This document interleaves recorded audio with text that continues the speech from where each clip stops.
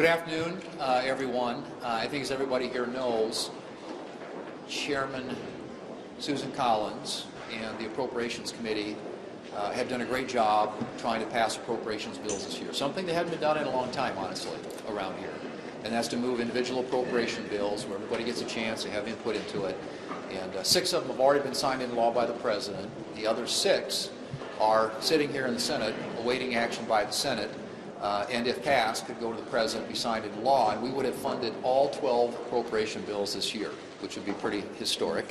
But right now, the Democrats have raised an objection with the DHS funding bill. Now, the ironic thing about that, obviously, is that the DHS funding bill actually, if enacted, would spend less on ICE and some of the other things the Democrats are concerned about than would a continuing resolution, which would be a bill to fund the government for the full year at current spending levels. So it spends less on ICE. It also has important reforms that Democrats have requested, including body cameras, about $20 million in there for that, a couple $1 million in there for de-escalation training, things the Democrats have said that they wanted. And of course the DHS bill not only funds ICE and Border Patrol, but it also funds FEMA and TSA and the Coast Guard and CISA, which deals with cybersecurity for the country. So a lot of pretty important stuff. So those are all things that are included in the DHS funding bill as negotiated by Democrats and Republicans, both House and Senate, and voted and passed by the House last week with 341 votes in the House. Almost 80% of the House of Representatives voted for the package that we have available to vote on here in the Senate this week. That being said, the Democrats have objected, and so we're anxious to hear what their demands are, what their requests are, what their asks are. I think the administration is willing to sit down with them and have a discussion, perhaps a negotiation about how do we move forward. But the one thing I do know, and that is that a government shutdown is not in anybody's interest.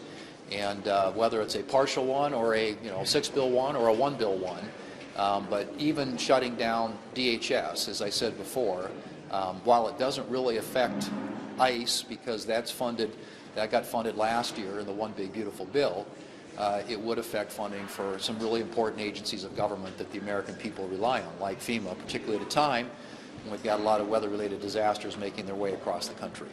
So I hope we can get this thing back on track. We need to fund the government. We have a bill sitting in the Senate today that does that, that if we pick it up and pass it, can be put on the President's desk, and all 12 appropriation bills will have been done this year. So that's the question before the House, and I assume that you will hear when the Democrats come out here momentarily what their requests are, what their asks are, because we've been trying to get that now for several days. What is it that you want?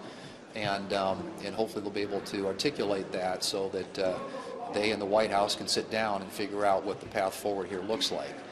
But I think it's really important, if possible, to do it here, not to have to send it back to the House of Representatives, where the future of an appropriations package, I think, would be somewhat uncertain. Senator Barrasso.